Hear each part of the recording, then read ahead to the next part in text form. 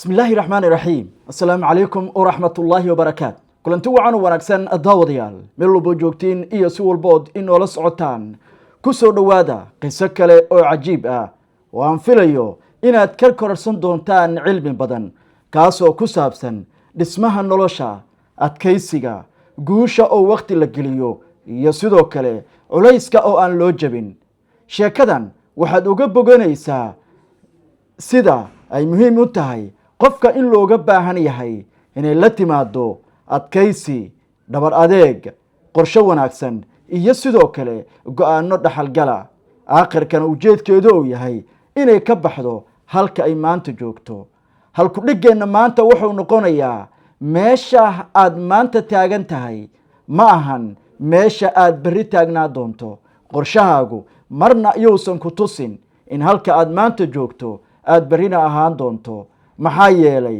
safarka weyn waxa uu mararka qaar uu ka bilaabmaa meel hoose oo lama filaana qof kastana aysan guul weyn ka filanayn laakiin qofta aragtida leh go'aankeeduna uu u yaallo ay mar walba ka go'an tahay aamintana inay tahay meesha guusha keliya ay ku geeraysaa halka ay maanta ka bilowday qorshahaagu mar kasta ha ahaado mid adiga ku gaar ah halka guusha laga gaarana waxaad yeelan doontaa saaxiibo badan oo kaala shaqeeya kugu garab istaaga kugu ammaana inta aad hawsha ku jirto dhabar adeeg badan samee waxaad la kulmi doontaa culaysyo iyo dhibaatooyin kala duwan oo ku soo gaaraya sheeko qoto dheer ayaan halkan ku wadaagaynaa qiso iyo taariikh fadlan inagu soo biir subscribe like iyo share na si oo haddaad hore noogu soo biirin inagu garab istaag sanqaadkeena waad mahadsan tahay waa hagaag waxaynu gudagelaynaa sheekadeenna oo aan ka baranayno casharo kala duwan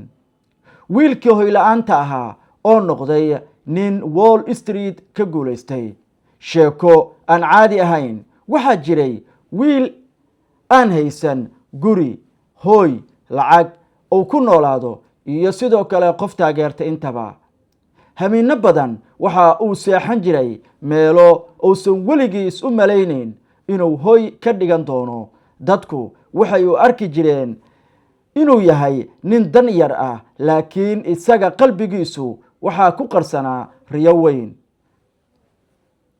riyadiisu waxay ahayd hal kelmad maalin ayaa noloshayda ku guulaysan doonaa mar walba isagu waxa uu ka fakarayay oo qorshihiisu ahaa waxay ahayd inuu maalin uu guulaysan doono marna muusan aaminin in noloshiisu ay guul darro ay ku dhamaanayso waana midda laga rabo qof kasta inuu ku fakaro sheekadani waa mid ku saabsan George Soros nin soo maray duruufo dagaal iyo sidoo kale qaxooti kadibna galay dunida maaliyadda kuna noqday mid ka mid ah maalqabeennada maalgashayaasha ugu caansan ee dunida waa hagaag waxaan filayaa inaad hadda fahamteen shakhsiga ay maanta sheekadeennu ku saabsanaan doonto laakiin macnaheedu ma aha keliya hawsheennu inay tahay George iyo inaan eegno laakiin adiga ayaa maantay noqon kara George oo kale bilowgii adkaa George Soros waxa uu ku dhashay magaalada Budapest ee Hungary sanadkii 1930 waxa uu ku soo koray xilli Yurub ay ka jireen dagaalo iyo cabsi weyn caruurnimadiisii ma ahayn mid degan waxay ahayd mid xaalado adag iyo colaado iyo mashaakilaad iyo dhibaato aan dhammaan oo mar walba lugaha kula jiray qofku mararka qaar meesha uu ku dhasho ma dooran karo laakiin waxa adigu aad dooran kartaa ayaa mustaqbalkaaga bari meesha aad tegayso iyo sida ay noloshaadu noqon karto waa dadaalkaaga adiga ayayna kugu xiran tahay inaad u dadaasho sidaad barita u noqon lahayd qof macno leh ee batala saaro horena u dhaqaaqa dagaal iyo badbaado intii uu socday dagaalkii labaad ee adduunka ee Hungary waxa ay gashay xaalad adag George iyo qoyskiisuna waxa ay ku noolaayeen cabsi iyo xaalad aan la hubin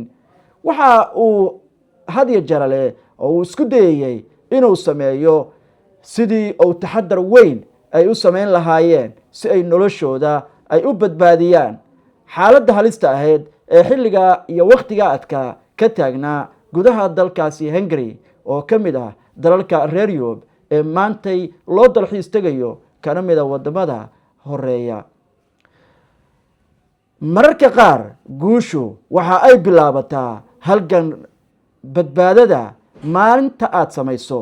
waa guusha aad arkaysaa waxay bilaabataa dadaal ama isku day aad maanta samayso. weligaa shaqo aad doonaysa inaad qabato oo aad guul ka filayso ha u dhigan berito. berito ma ahan maalintaada, maanta ayaa maalintaada ah. waa inaad taas ay kuu tahay qorshahaaga. george waxa uu sameeyey safarkii ugu horreeyey ee uu ku tegay london, cariga ingiriiska. dagaalka kadib george waxa uu tegay hungary isaga oo raadinayay mustaqbal kala duwan, waxaana uu isku dayey inuu gaaro dalkaasi ingiriiska. waxa uu guuray london, laakiin london kama uusan helin nolol fudud. waxaana uu ahaa dhalinyaro halkaas ku noolaa oo aan wax hanti haysan. meel cusub oo aad tagtaa macnaheedu ma ahan inay si degdega kuu soo dhoweynayso. waxay u baahan tahay barasho, waxay u baahan tahay diyaargarow, waxay u baahan tahay inaad fahamto sida deegaankaas iyo dadkaasba u nool yihiin. middaas ayaana caqabad weyn ku noqotay inuu haddiiba gaaro ujeedooyinkii u qorshaysnaa. waxayna taasi caqabad weyn sidoo kale ku noqotay mar kale noloshii adkeed tiisa iyo tii reerka uu ka soo tegey.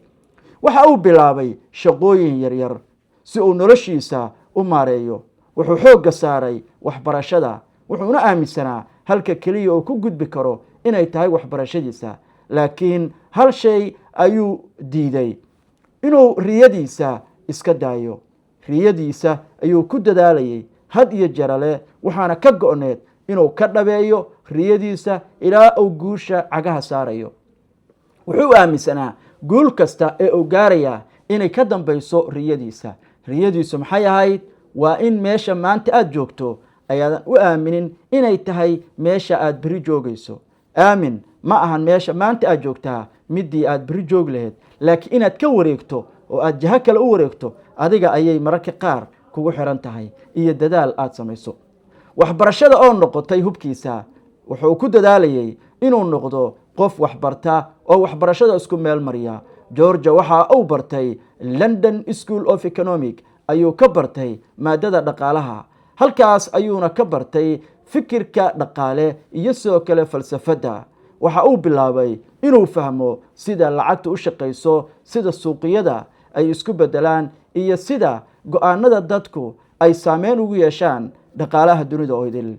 wuxuu ogaaday inuu ka mid noqon karo dadka go-aanada dunida ee dhinaca maaliyadda gooya, ka shaqeeya inay taasi ay noqoto mid saameyn leh. nuxurka hadalkaas laga fahmaya waxay tahay aqoontu mararka qaar waa hantida keliya ee qofka danyarta oo ku bilaabi kara safarkiisa. ogsoonow, waxaad taqaanaa xirfad, waxaad garanaysaa waxaad maanta ku shaqayso, laakiin agabka aad ku wada shaqay lahayd ma haysatid. waxaad u baahan tahay inta aad haysato inaad ku shaqo bilowdo. weligaa shaqo aad maanta qaban karto haba yaraatee ha ka gaabsana bilow. mar kasta natiijada horumarkana waxay ku xiran tahay adiga iyo dadaalkaaga. ha quusanin oo shaqada aad bilowday horay ma aha qasab inaad guusha isla markii cagta geliso. waxaad la kulmi doontaa culaysyo badan, waxaad weyn doontaa sida aad filaysay. waxaa imaan doono maalmo badan oo aadan ku farxin hawsha aad qabatay iyo natiijada ka soo baxday. laakiin mar walba ogsoonow, marka aad wax qabato ee natiijada aadan ku farxin waa inay cashar kuu noqotaa. ood isku daydaa waxa aad bedeli karto, qorshahaaga waxa ka halaabay iyo sida guushaadu ay u noqon karto midaad ku guulaysato. albaabkii wall street ayaan iminka taagannahay. markii uu waxbarashada dhammeeyey george waxa uu galay shaqooyin la xiriira bangiyada iyo sidoo kale maaliyadda. tani waxay ahayd bilowgii safarkiisa dunida ee maalgelinta. waxa uu si qoto dheer u bartay suuqyada lacagta iyo sidoo kale ganacsiga caalamiga ah. fursadaha waxa ay timaadaa marka aad isu diyaariso meel aadan weli gaarin. tusaale, waxaad doonaysaa sanadka soo socda inaad noqoto qof ganacsade ah. waa inaad u diyaar garowdaa qorshaheeda iyo abaabulkeeda. waxaad samaynaysaa tusaale, maanta ayaad waxaad tahay ka soo qaad, tartiib ayaan usoo degaynaa. waxaad tahay wariye, waxaad awoodaa inaad samaysato YouTube, inaad samaysato Facebook, inaad samaysato dhammaan social media lacagaha laga sameeyo. waa dadaashay, warar ayaa soo dhigtay, barnaamijyo ayaa soo dhigtay. maanta markaad dhigayso macnaheedu maaha inaad isla mar ahaantii lacag badan ka xaraynayso. waxay u baahan tahay sabir, waqti iyo dulqaad.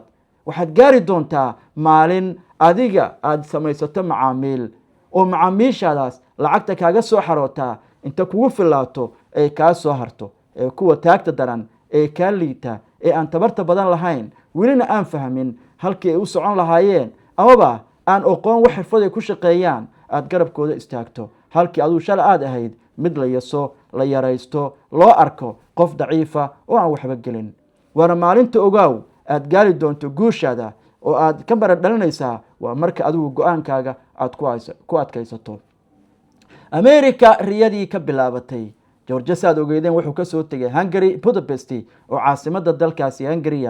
wuxuu tegay London oo caasimada dalka UK. iminkana wuxuu safar ku tegi doonaa New York isagoo halkaas nolol kale ka bilaabi doona.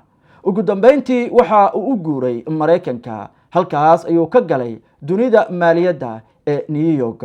waxa uu ka shaqayn jiray shirkadda maalgashi isaga oo sanado badan halkaasi khibrado oo soo aruursaday uga shaqaynayay. ma uusan noqon maalqabeen hal habeen gudaheed. waxa uu qaaday ama uu dul qaadanayay sanado badan oo shaqooyin kala duwan oo soo qabtay. wuxuu sii waday waxbarashadiisa, wuxuuna isku dayay inuu mar walba noqdo shakhsi isagu saameyn fiican leh. guusha weyn inta badan waxa ay leedahay sanado dad kale aysan akhri karin.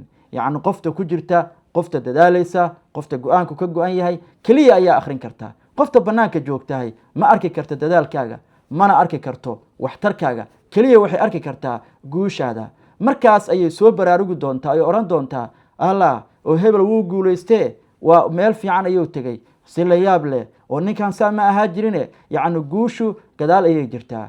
shakhsiyaadkuna ma garan karaan bannaanka kaa jooga duruufta, xaaladda iyo dadaalka aad samaynayso, laakiin waa wax adiga kugu xiran. weligaa ha u jebin culayska maanta ku haysta, ma ahan kii aad u jebi lahayd. isku day inaad guushaadu mar walba ahaato midda kaa go-an inaad ka midho dhaliso dadaalkaaga. waa hagaag. fahamka suuqa ayuu si wanaagsan u sii fahmay George. waxa uu lahaa aragtiyo gaara oo ku saabsan suuqyada. waxa uu rumaysnaa in suuqyada aysan mar walba ku shaqayn xaqiiqada keliya, balse ay saameeyaan fikirada, cabsida iyo soo kale rajada dadka. wuxuu isku dayay inuu fahmo waxa dadku ay ka fikirayaan ka hor inta aysan suuqyada isbedelin.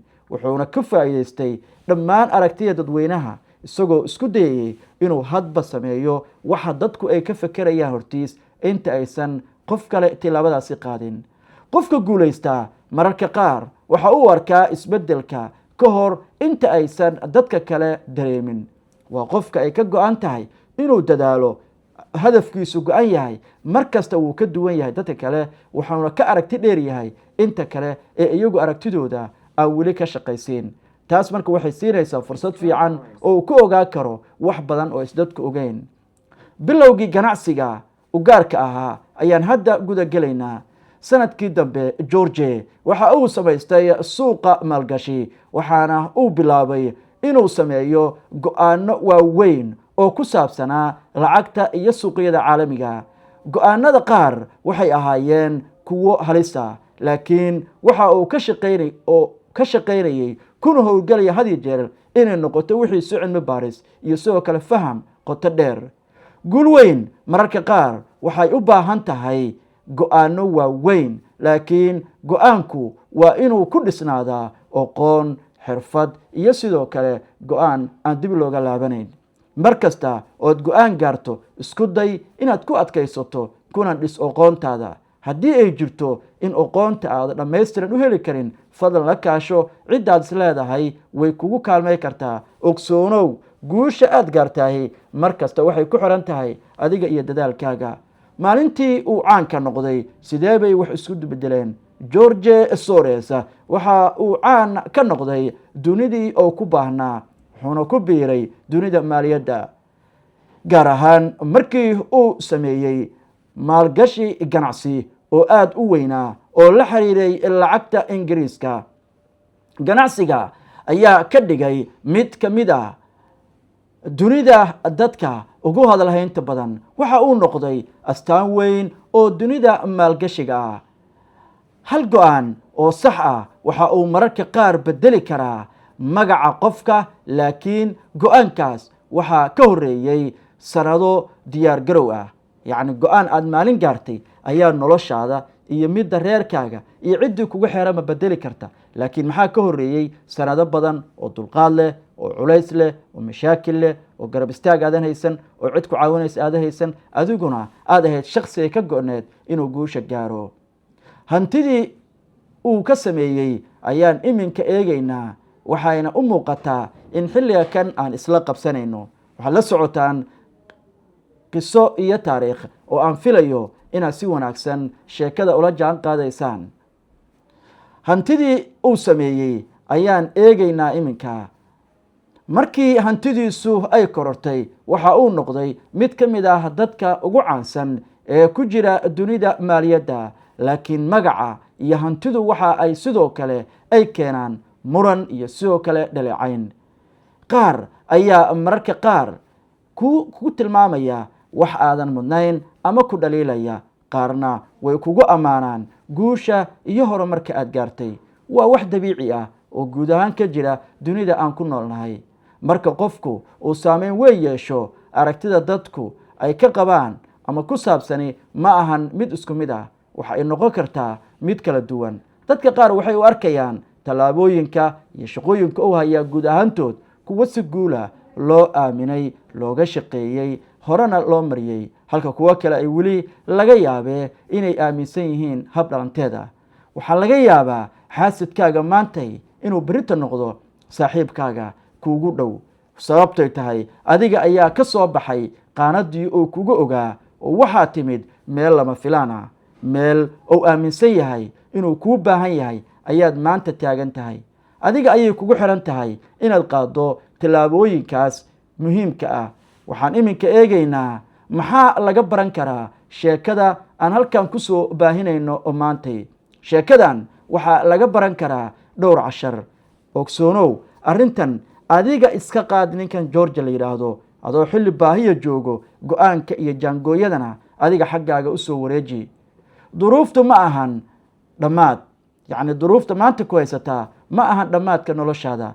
waxaa jirto maalmo badan oo aad duruuf badan dareemayso, culays badan dareemayso, laakiin waxaa ka dambayn doono maalmo badan oo aad faraxsanaan doonto. waxbarashada iyo fahamka saxda ah waxa ay furi karaan albaab waaweyn. mar kasta oo aad waxbarato, mar kasta oo aad dadaasho, mar kasta oo juhdi la timaado, waxay furi kartaa albaabo waaweyn. aqoontu waa hantida keliya ee qof walba ee dunida ku nooli wax badan ka bedeli karta nolosheeda, kana dhigi karta mid dadku ay ku soo hirtaan. waxbarashada waa muhiimadda ay leedahay inaan si wanaagsan u fahanno, aanna ku talagalno inay tahay guusha mid ka mida dunida lagu gaaro. guushu waqti ayay qaadataa. waa erey muhiim ah ooy muhiim tahay in qof walbaahi ay ku tala gasho. halkani maxaa kaa istaagaya in markii aad shaqo bilowdo ama howl meel ka bilowdo ee sidaa rabta wax kuu noqon waayaan, aada aaminto inaysan waxani macno lahayn, taasina ay culays ku gelinayso. marka guushu waqti ayay qaadataa. ma jiro jid deg deg ah oo qof walba uu ku gaarayo halka uu ka shaqeeyo amaba uu ku gaarayo ujeedadiisii mustaqbalka iyo midda maanta oo isku mid ah. waxaa laga yaabaa midda aad maanta bilowday keliya inay il kuu noqoto, laakiin khibraddaadu berrinta ay kuu shaqayso. khibraddii shaqada waa cajiib. qoftu inay yeelato khibrado shaqo mar walba waxay door weyn ka qaadan kartaa dhismaha noloshiisa, go-aankiisa iyo sidii uu hore ugu socon lahaa. waxay qayb ka qaadataa in qofku aamino qofka uu yahay. dadkuna ma kuma yaqaanaan qofka adiga aad tahay, keliya adiga ayaa garan kara. laakiin waxay kugu qiimeynayaan halka maanta aad taagan tahay, berritana waxay kugula socon doonaan halka adigu aada isgeydo. eebbe ka sokow awooddiisa oo isaga ay wax walbaahi ay ku xiran yihiin. khibraddaada yar ee la aruuriyo ayaa mararka qaar noqon kartaa awood aada u weyn. meel ayaa shaqo ka bilowday, waxaad ka heshay khibrad, waad ka tagtay meel kale ayaa shaqo ka bilowday, waxaad ka heshay khibrad, meel kale ayaa tagtay shaqo ayaa ka bilowday, waxaad ka heshay khibrad. yacni khibradahaas la isu geegeeyo ayaa waxay noqon karaan awoodda weyn ee aada uga wanaagsan tahay qof walba ay kaa isto hortaaga. sababta ay tahay waxaa laga yaabaa meel ayaad tegaysaa, halkan aad khibradda ka heshay ma ahayn meel aad dhaqaale ka helaysay, mana ahayn meel noloshaada ku fileed, mana ahayn meel aad farxad badan ku dareemaysay, laakiin waxay ahayd furaha noloshaada iyo mustaqbalkaaga. waxaad heli kartaa berito ama maantaba aad haysataa meel ka wanaagsan meeshii shalay aad ku shaqo bilowday. khibraddu waa muhiim, waana halka qofka noloshiisa isbeddelka ku samaysa. ha iska dhigin qof aad maanta tahay, qofka aad maanta tahay ha iska dhigin. ku feker inaad berito noqoto qof kale oo aadan hadda ahayn. khibradda yaryar ayaana kaa dhigaysa inaad ka tagto ama khibrad weyn u gudubto kadib. qofka aad maanta tahay ma ahan khasab inuu noqdo qofka aad berito noqon doonto. cajiib, waa inaan taas fahnaa, waa inaan si weyn maskaxdanada uga shaqaysiinaa, una fahnaa halka maanta aan taagannahay inaysan ahayn halkii aan beri tegi lahayn. markaan eegno qisadan waxayna baraysaa duruus aada u xooggan. waxaan ka baran karnaa qiso iyo taariikh isla socota oo dhinaca nolosha, horumarkeeda iyo waxa inagu xiran oo nagu gadaaman aan si gaara ugu eegayno. wiilkii soo maray xaaladda adag oo ka baxay yurub gaaray america ayaa noqday mid saameyn weyn ku leh dunida. yurubtii oo ku baahnaa iyo guud ahaanba meelihii uu tegay ayuu ka noqday nin si weyn saameyn ugu leh. waxa uu soo maray waddo dheer, waxa uu soo qabtay shaqooyin adag, waxaana uu wax ka bartay duruuftii uu la kulmay. waxa uu galay dunida maaliyadda, waxaana uu sameeyey go-aano waaweyn. ugu dambeyntii wuxuu noqday mid ka mid a magacyada ugu caansan ee dunida maalgashiga. laakiin fariinta ugu weyn ee sheekadeennu ma ahan oo keliya lacag iyo fariin ku saabsan in qofku uu lacag keliya uu ka fekero. waxa ay noqonaysaa fariinteenna maanta, meesha aad maanta taagan tahay ma ahan meesha aad noloshaada ku dhammaanayso. meesha aad maanta taagan tahay ma ahan meesha ay noloshaadu ku dhammaanayso. haddii aad isleedahay maantay waxay tahay noloshaadu mid adag, berrito waxay noqon doontaa mid farxadeed. laakiin adiga ayaa lagaa rabaa inaad gaarto go-aan kaa beddelaya halka aad maanta taagan tahay. haddii aad leedahay riyo, aqoon raadso. riyada aad leedahay waxaa u raadsataa aqoon. isku day inaad riyadaada aad ka dhabayso oo aad guul ku gaarto. haddii aad guul daraysatana wax ka baro oo ha isdhiganin, hana noqon qof halkaas ku niyad jaba oo shaqadii oo waday joojiya. haddii aad maantay wax yar haysato, ha u qaadan inaad mar walba wax yar haysan doonto, laakiin aamin inaad noqon doonto mar qofka ugu taajirsan ama dunidan ugu dhaqaalaha badan. waa hagaaga. maxaa yeelay safarka ugu weyn waxa uu mararka qaar ka bilaabmaa meel cidna aysan rumaysan karin. dad badani ma rumaysan karaan meelaha hoose fursadaha laga bilaabo inay noqon karaan kuwa ugu wanaagsan. ogsoonow, qofku marka uu shaqo ama howl yar oo meel ka bilaabo ama wuxuu bilaabayaa ay tahay wax si adag ku bilaabayo, berrito waxay u noqon doontaa wax aada u faa'iido badan. waxaa laga yaabaa inaad maantay sheekadini markaad daawato adigaba ay ku qusaydo, adigaba ay kugu dhacday, adigaba ay ku soo martay, amaad aragtay saaxiibkaa ay sidaasi soo martay oo maanta jooga faa'iido aad u weyn. marnaba ha aaminin qof kasta ood maanta aragtahay inuu yahay qof si fudud ku gaaray halka uu taagan yahay. waxa uu soo maray culays, wuxuu soo maray rafaad, wuxuu la soo kulmay culaysyo aan dhammaad lahayn. sheekadani waxay ina baraysaa adkaysi, go-aan iyo sidoo kale inaan yeelanno horu sacad. ma jirto sheeko ama qiso aan halkan kula wadaagi doono taasoo ina tusinaysa inaan gadaal u soconno, inaan gadaal u laabanno, inaan iska jiifanno, inaan dadaal la imaan ee guul haddana aan gaarno. xaashaa lilaahi, taasi ma dhacayso. guushannada iyo dadaalkanaguba waxaan ku wada xirannahay sida aan maanta u samayno dadaalka ina hor yaalla. ogsoonow waxaad noqon kartaa qofka dunida ugu caansan, waxaad ka mid noqon kartaa dadka dunida ugu dhaqaalaha badan adiga oo maanta jooga zero oon waxba gacan ku hayn. waxaa laga yaabaa aqoonta aad leedahay iyo khibradda aad leedahay inaadan uga faa'iidaysan sidii ay ahayd. sababtay tahay waxaad aamintay inaadan waxba qaban karin, waxaad aamintay inaadan waxba samayn karin, waxaad aamintay inaadan ahayn qofkii berrita naftiisa badbaadi lahaa, waxaad aamintay inaad tahay qof aan u qalmin inuu ka taga halka uu joogo. weligaa taas niyadaada ha gelin. waxaad tahay qof u qalma inuu ka tago meesha maanta uu joogo. waxaad tahay qof ku habboon inuu gaaro ujeedooyinkiisa berrito. waxaad noqon kartaa guulayste aan la soo qaban, aanna gaara meel aan laga filanayn. maantay waa culays xaalkaaga. wakhtiga aad haysatahay mararka qaar isaga ayaa dahab ah. ku xisaabtan wakhtiga aad haysato maantay inaadan berri uusan kaa dayacmin. maanta dadaalka aad samayso, geedaha aad beerato, beerta aad falato, xoogga aad samaysato, khibradda aad la timaado ayaa noqonaysaa berrita waxa aad gurato. haddii adiga kaa go-an tahay inaad dadaal la timaado, shaqo la timaado, xirfad la timaado, waxaad gaari kartaa meel lama filaan ah. ogsanow qof walbee shaqo dunidani ku haystaa, qof walbee horumar gaaray, qof walbee dadaal jooga, waxa uu soo maray maalin uusan waxba gacan ku hayn. haddaad dib ugu laabato sheekadeenna, waxaa ka mid ahaa jumlad ku tusinaysa oo ku laheyd maantay khibradaha yayadu aruursanaysaa waxay noqon karaan awood weyn oo maalinta berriya aad ku geedgoosato. qaacido kale ayaa waxay lahayd meesha hoose waxa laga bilaabayo dadku ma wada filan karaan, mana wada aamini karaan sida guusha looga gaarayo. la sheekayso saaxiibkaaga guulaystay, bal weydii hadduu dhabta kaala hadlayo jidka uu soo maray.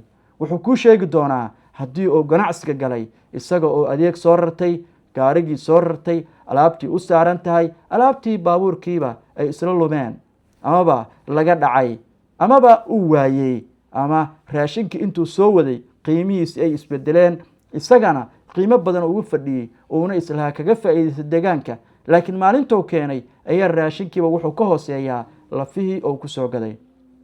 waa khasaaro, laakiin waa khasaaro u baahan inaad ogaato berrita inay ku xigi karto faa'iido, inaad berrita gaari karto halka ay maanta joogto qiimahan mid ka sarreeya.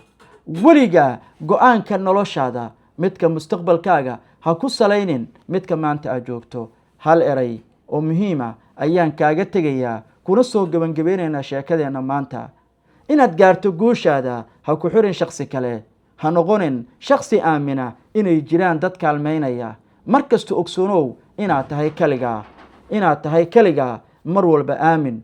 inaad tahay keligaa waxay kuu saacidaysaa oo sidaas si aaminto inaad hore u socoto, inaad ka shaqayso guushaada. weligaa beeqaami wakhtigaaga, weligaana ha quusan oo ha noqonin qof aamina inay noloshiisu ay aada u cuslaa doonto. waad ogaan doontaa waanada iyo qisada aan kula wadaagayno haddii aad u qaadato sida aan kuugu sheegnay, aadna ku dabaqda awooddaada inaad miro badan aad ka helayso. daawadayaal, sheekadeennan aan uga hadlaynay adkaysiga, waxbarashada iyo go-aanka ayaan intaas ku soo gebangabeynayaa. waxaad kala socoteen qiso iyo taariikh. fadlan haddii aadan hore inoogu soo biirin, inagu soo biir oo waxaad ina siisaa subscribe, like iyo share. inoo gaarsii fariintan, gaarsiina walaalaha iyo saaxiibada u baahan inay ogaadaan casharada ku saabsan sida noloshooda ay wax badan kaga bedeli karaan. waa muhiim inaad ka qayb qaadato saaxiibka aad og tahay inuu caajislow yahay, inuu aada u boqo, inuu fula yahay, uusan ku isku dayin dadaaladiisa inuu dhagaysto oo aad la kaashato, kadibna oo halkaas hore kasii jaan qaado. waa muhiim inaan fahanno in sheeko walbaahi ay leedahay nuxur u gaar ah oo si weyn macno u samaynaya, innaguna aan casharo badan ka baran karno. sheeko kasta oo aad daawato waxaa ku jira macno, waxaana ku jira guul weyn oo lama filaan ah. waxay noqon kartaa halka noloshaadii ay ka bilaabatay maalinta aad maqashay. waxaa laga yaabaa hal sheeko oo aad hal maalin daawatay, kana daawatay qiso iyo taariikh ama beej kale ee looga hadla taariikhda inay noloshaada si degdega oo halhaleela ay wax uga beddesho. waayo qof kasta oo guul gaaray maalin ayuu go'aan gaaray. qof kasta oo guul gaaray maalin ayuu go'aan gaaray. intaas waa muhiim inaad aaminto. go'aanka guushaadu ma ahan mid aad maalmo badan gaarayso, waa mid aad gaarayso hal maalin, hal saacad, hal daqiiqad oo go'aankaas kadib ayaase kaa rabaa inaad dhaqangelin ku samayso maalmo badan, inaad xiriiriso maalmo badan, inaad u dulqaadato oo aad taxamusho culeysyada iyo farxadaha ka imaanaya. ha isdhiganin haddaad guushaadu soo degdegto oo ha isdhihinin waad guulaysatay. hore u soco oo isku day inaad tillaabooyin hore u sii qaado. haddaad guuldaraysato ha quusanin oo ha joojinin dadaalkaaga. daawadayaal, intaas ayaan kusoo afmeerayaa qisadeenna maanta ee qiso iyo taariikh oo aad kala socoteen youtube-keenna. intaan mar kale kulmayno ammaana allah, fadlan inagu soo biir, subscribe, like iyo share na sii. daawadayaal, waad mahadsantihiin. kulanti kale.